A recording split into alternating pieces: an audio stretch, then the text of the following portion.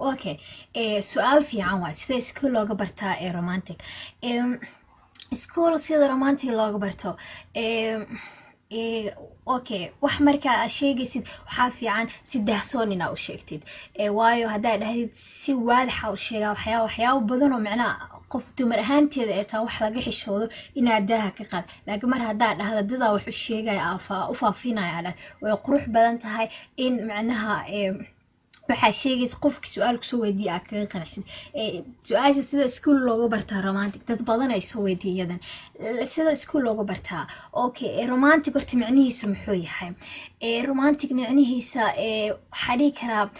okay rag Soomaalida gabdhaha way korsadaan waliba ragga kale waxay kaga fiican waxay dhahaan dumarkeena ma shaqeynaa guriga dahab ay u xiraan chief oo dadka kale intooda badan noloshu way wada share karastaan guriga chief ka dhigto fadhiga u dhiga fadhiga dar chief ku dhiga rag Soomaalida saas ma xalay inuu dahab ku xiro guri qurux badan ku dhigo adiga macnaha nasa ku dhawa shaqan reerkaaga xitaa inuu xaalga yaa saas oo kale tusame laakiin si hada mar rag Soomaalida ay saas noo sameynayaan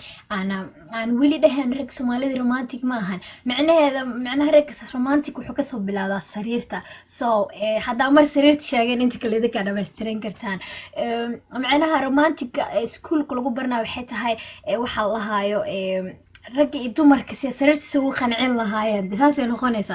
ma si faafahin karo waayo waxyaabo qaar oo in laga xishoodo ee mudan tahay ina guda kale noqonaysa inkastoo mar hadaa dhadada wax u sheegay qurux badan tahay ina wax walba daaha ka qaadid